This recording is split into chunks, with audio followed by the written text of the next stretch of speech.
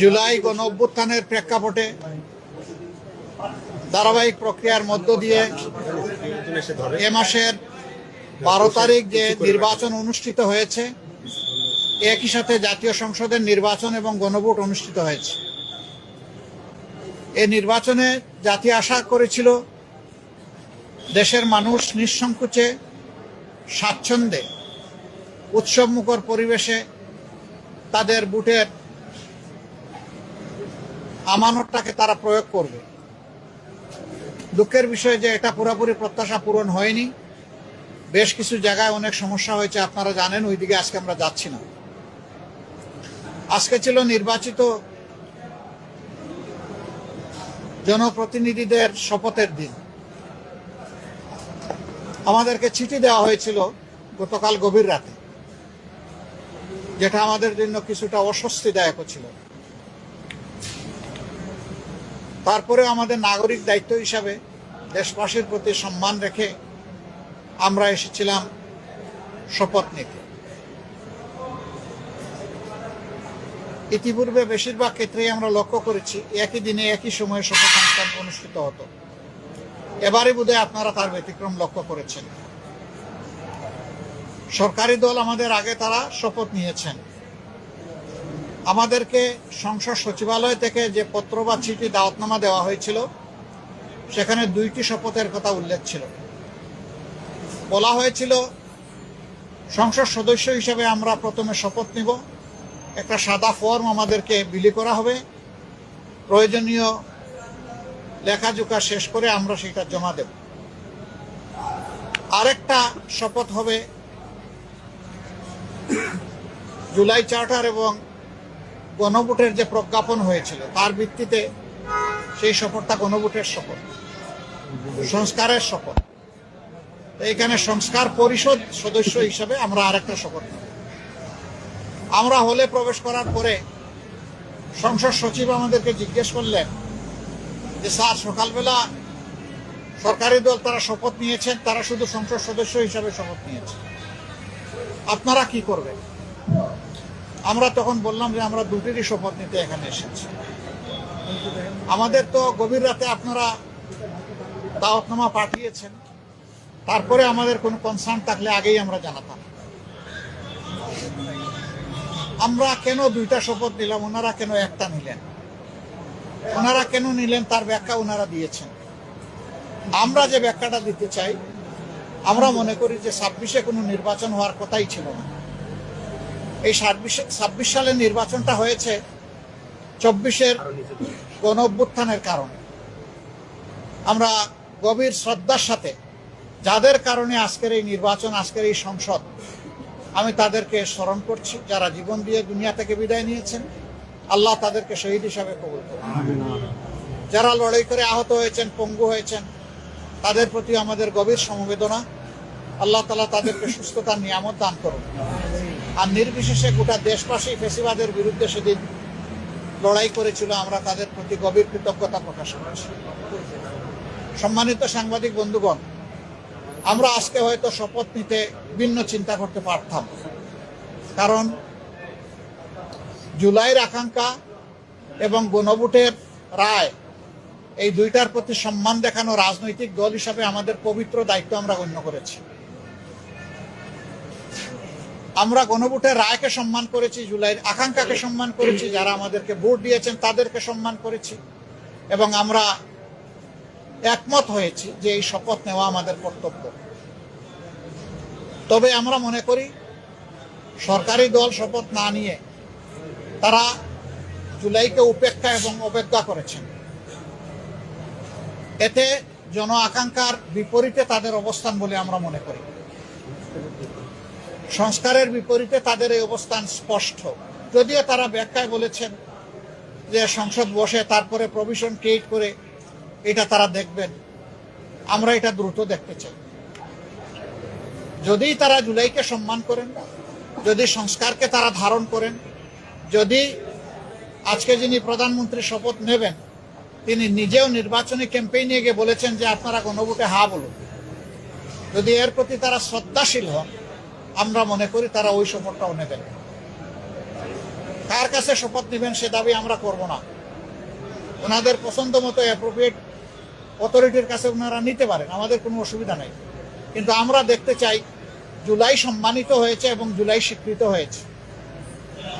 জুলাইকে অসম্মান অশ্রদ্ধা করে স্বীকৃতি না দিয়ে 26-এর এই পার্লামেন্ট নিশ্চয়ই কোনো গৌরবের আসনে বসতে পারবে না। আমরা আশা করেছিলাম তারাও শপথ নেবেন দুইটা, আমরাও নিব দুইটা সকালবেলা। তারপরে তারা আমাদেরকে অথরিটির পক্ষ থেকে দাওয়াত করেছিলেন বিকালের অধিবেশনে, যেখানে মন্ত্রী পরিষদের শপথ হবে, সেখানে অংশগ্রহণ করার জন্য। আমরা প্রত্যেকে 3টা করে কার্ডও পেয়েছিলাম, মানসিক প্রস্তুতি আমাদের ছিল, কিন্তু আমরা এসে ধাক্কা খেয়েছি। আমরা আমাদের জুলাই শহীদদেরকে অশ্রদ্ধা করতে পারি না, জুলাই যোদ্ধাদেরকেও আমরা অশ্রদ্ধা করতে পারি না, যার কারণে আমাদের শত ইচ্ছা থাকা সত্ত্বেও বিকালের এই শপথ অনুষ্ঠানে আমরা যে অংশগ্রহণ করতে পারলাম না, আমাদের একটা আফসোসের জায়গা থেকে গেল। আমরা স্বাচ্ছন্দ্যে যেতে পারতাম যদি আমাদের মতো তারাও 2টা শপথ নিতেন, তাহলে আমাদের কোনো ধরনের কোনো আপত্তির জায়গা থাকতো না। আজকে আমরা যারা শপথ নিয়েছি, আমরা নির্বাচনী প্রক্রিয়ার সময় জামাতে ইসলামীর পক্ষ থেকে বলেছিলাম যে আমাদের কেউ যদি সংসদ সদস্য নির্বাচিত হন অথবা আমরা যদি সরকার গঠন করি কেউ মন্ত্রী হন, তাহলে আমরা সরকারি প্লটের সুবিধা নেব না এবং ট্যাক্সবিহীন গাড়িতে আমরা চড়ব না। আমরা আজকে আবার পুনর্ব্যক্ত করছি, আমাদের এই সিদ্ধান্তে আমরা অবিচল এবং অটল। আমরা এটা নিব না এই সুবিধা। এছাড়া বাকি কতটুকু না নিয়ে পারা যায় সেটাও আমরা দেখব। আমরা সরকারি দল হতে পারি না, এই নিয়ে আমাদের কোনো আফসোস নাই। আমাদের আফসোসের জায়গা পরপর 3টা নির্বাচন ধ্বংস হয়ে যাওয়ার পরে জাতি বড় আশা করেছিল, যেভাবে উৎসবমুখর পরিবেশে তারা অনেকে ভোট দিয়েছেন, ঠিক তাদের ভোটের প্রতিফলনটা হবে যখন ফলাফল প্রকাশ হবে। কিন্তু সেখানে অনেক কিছু ঘটেছে, সেটা অন্য এক সময় আমরা বলবো। যার কারণে জাতির এই উৎসব ফল প্রকাশের সাথে সাথে মিলিয়ে গেছে। তারপরে আমাদের পক্ষ থেকে আমরা বলতে চাই, আমরা দেশকে ভালোবাসি। দেশ এবং জনগণের ভালোর জন্য সরকারও যদি কোনো উদ্যোগ নেয়, আমাদের সমর্থন তারা পাবে না। কিন্তু যদি আমরা দেশ এবং জনগণের স্বার্থের বিপক্ষে কিছু দেখি, তাহলে আমরা জনগণের হয়ে এই জনস্বার্থ বিরোধী কাজের বিরুদ্ধে আমরা লড়াই করব, আমরা প্রতিরোধ গড়ে তুলব ইনশাআল্লাহ।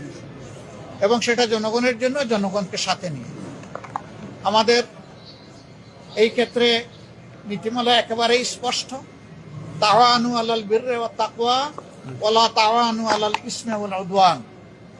আমরা ভালো কাজের সবগুলাতে সমর্থন করব, কিন্তু যদি স্বার্থ বিঘ্নকারী কিছু হয়, আমরাই সবার আগে প্রতিবাদ এবং ক্ষেত্র বিশেষে প্রতিরোধ গড়ে তুলব ইনশাআল্লাহ।